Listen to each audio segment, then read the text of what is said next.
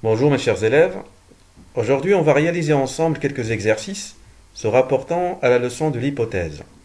Alors, grâce à ces exercices, vous allez être capable d'exprimer l'hypothèse à l'aide du conditionnel.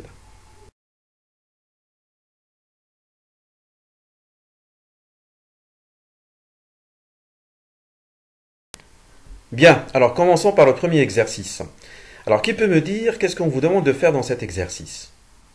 Très bien, on vous demande de formuler, de donner des hypothèses. Pour faire quoi? Parfait, pour expliquer les faits. Pour expliquer les faits. Par exemple, ici, vous avez quatre faits. Le premier fait, il parle d'un incendie qui a ravagé une maison, c'est-à-dire une maison qui a pris feu. On va donner notre avis par rapport à ça, une hypothèse, faire en sorte de dire ce qui a causé cet incendie.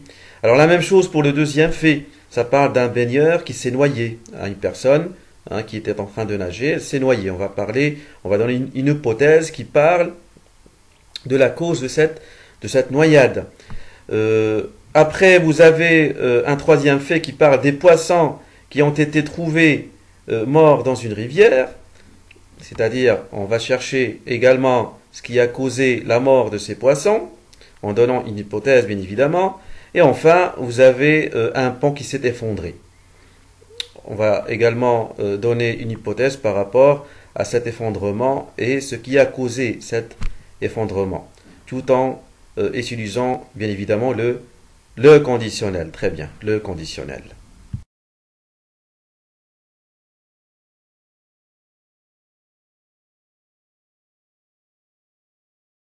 Alors, voyons voir ce que vous avez pu trouver comme réponse. Alors, on va commencer par le premier fait. Alors, un incendie a ravagé une maison. Alors, qu'est-ce qu'on peut donner comme hypothèse? Oui, très bien. Alors, peut-être qu'il s'agirait d'une défaillance électrique. Oui, très bien. Alors, peut-être qu'il s'agirait. Alors, regardez très bien, votre camarade a utilisé le conditionnel. Très bien. C'est quel conditionnel? C'est le conditionnel présent. C'est le conditionnel présent. Parfait. Alors, on peut dire également, on supposerait l'explosion d'un chargeur de téléphone qui aurait provoqué l'incendie qui a ravagé la maison. Qui aurait provoqué l'incendie qui a ravagé la maison. C'est-à-dire ici, on a utilisé le conditionnel présent et le conditionnel passé également. Très bien. Et le conditionnel passé. Alors, pour la deuxième phrase ou le deuxième fait, un baigneur s'est noyé. Un baigneur s'est noyé. Oui, je t'écoute. Très bien. Alors, c'est probablement qu'il ne saurait pas nager. Parfait. C'est probablement qu'il ne saurait pas nager. Alors ici, vous avez le verbe savoir. Très bien. À quel temps? Au conditionnel présent. On peut également dire, il se peut que ce baigneur ne serait noyé à cause d'une crise cardiaque. Il se peut que ce baigneur se serait noyé à cause d'une crise cardiaque. Alors vous avez le moyen qu'on a utilisé, il se peut, il se peut que, et vous avez également le verbe se noyer. Il est à quel temps ici? Parfait, il est au conditionnel passé. Il est au conditionnel passé. Bien. Oui, alors passons à la troisième phrase ou le troisième fait. Oui, vas-y, je t'écoute. Alors, voilà, alors, des poissons ont été trouvés morts dans une rivière. Alors, qu'est-ce que tu peux donner comme hypothèse? Vas-y, dis-moi. Très bien, oui, alors ce serait la pollution de l'eau qui aurait causé la mort des poissons. Parfait, oui. Et on peut dire également que la diffusion d'une matière toxique, par exemple, la diffusion d'une matière toxique, serait la principale cause de la mort des poissons. Bien. Alors, et vous constatez toujours que le temps utilisé, c'est le conditionnel. C'est toujours le conditionnel. Alors, maintenant, on va passer à la dernière phrase ou le dernier fait. Alors, un pont s'est effondré. Alors, un pont s'est effondré. Oui, je t'écoute, vas-y. Parfait, alors peut-être qu'il s'agirait d'une surcharge. Hein, peut-être qu'il s'agirait d'une charge. Parfait, très bien. Oui, on peut dire également que c'est le non-respect des normes lors de la construction qui aurait causé l'effondrement du pont. Hein, qui aurait causé l'effondrement du pont. Alors dans la première hypothèse que Warad a donnée, elle a utilisé le conditionnel présent, et dans la deuxième qu'on a pu noter ensemble, on a utilisé le conditionnel passé. Le conditionnel passé. Bien.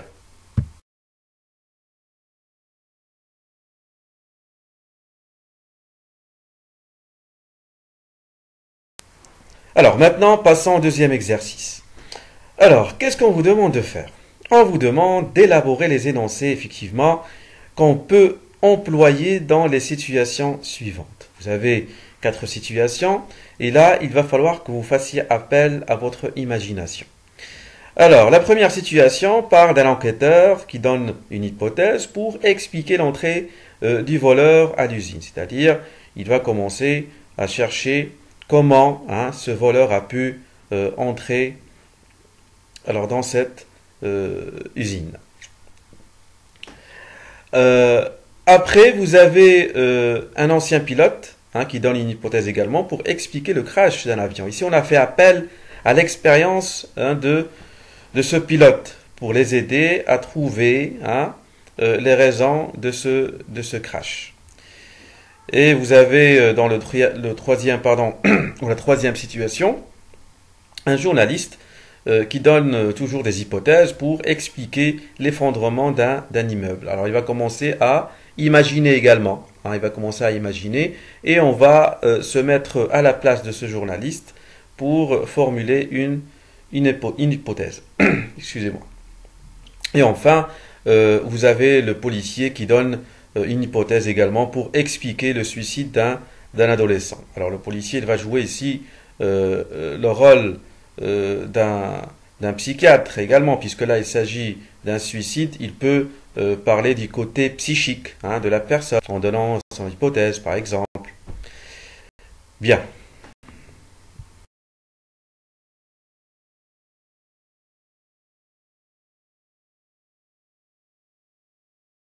Alors maintenant, on va vérifier ensemble les réponses que vous avez pu trouver. Alors, la première situation. Un enquêteur donne une hypothèse pour expliquer l'entrée du voleur à l'usine. Oui, je t'écoute. Alors, ce serait une autre personne qui l'aurait aidé. Oui, très bien, parfait. On peut dire également que c'est en se faisant passer pour un responsable qui aurait permis au voleur d'entrer à l'usine. Parfait. Alors, pour la deuxième situation, un ancien pilote donne une hypothèse pour expliquer le crash d'un avion. Très bien, parfait. Alors, oui, c'est un très bon exemple, oui. Alors, ce serait un orage qui aurait causé le crash d'avion. Bien. On peut dire également,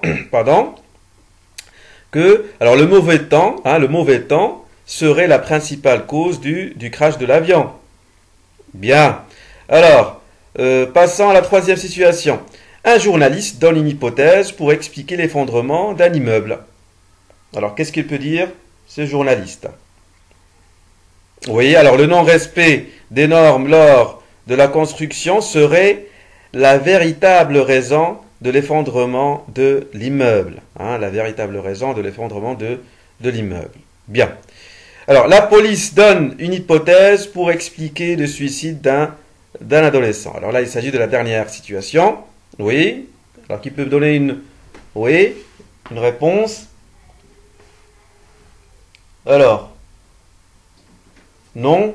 Alors, on peut dire le divorce brutal de ses parents semblerait être la cause de son suicide. Le divorce brutal de ses parents semblerait être la cause de son suicide. Alors, là, vous constatez que tous les verbes qu'on a utilisés sont conjugués au conditionnel. Au conditionnel. C'est-à-dire, c'est le temps qui nous permet de formuler et de donner des hypothèses.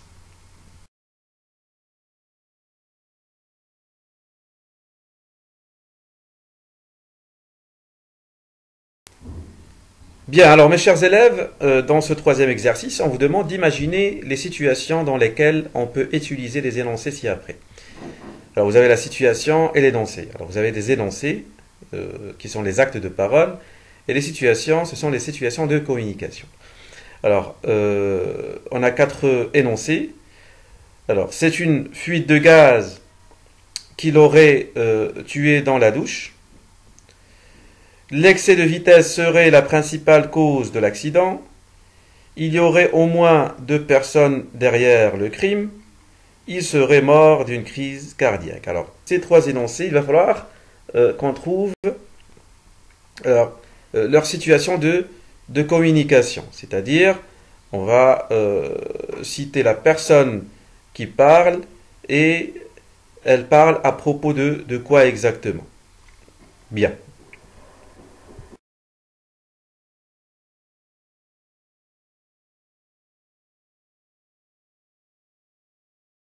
Bien, alors maintenant on va corriger ensemble ce dernier exercice.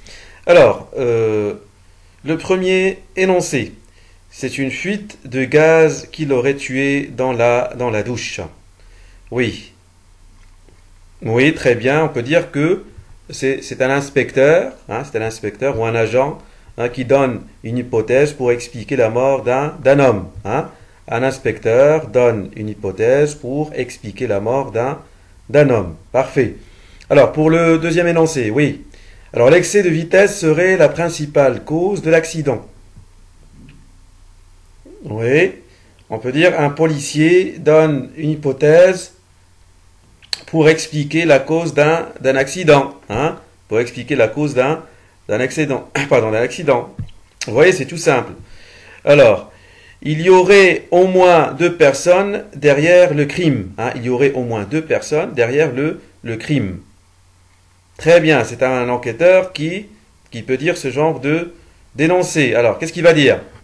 Oui, un enquêteur donne toujours une hypothèse pour expliquer les circonstances d'un crime. Ou un enquêteur donne une hypothèse pour le nombre des criminels, pour le nombre des criminels. Très bien. Alors, et enfin, il serait mort d'une crise cardiaque. Il serait mort d'une crise cardiaque. Oui, on peut dire c'est un détective. Exactement, c'est un détective. Alors, un détective qui fait quoi? Qui donne, un détective donne une hypothèse pour expliquer la mort d'un homme âgé. Pour expliquer la mort d'un homme âgé. Ou sinon, un médecin donne une hypothèse pour expliquer la mort d'un jeune. D'un jeune. Oui. Très bien. Alors, je pense que, d'après les exercices qu'on vient de voir ensemble, vous avez pu maîtriser la conjugaison, surtout du conditionnel présent et conditionnel passé, et vous avez pu maîtriser les formules qu'on peut utiliser lorsqu'on souhaite imaginer ou formuler ou donner des hypothèses.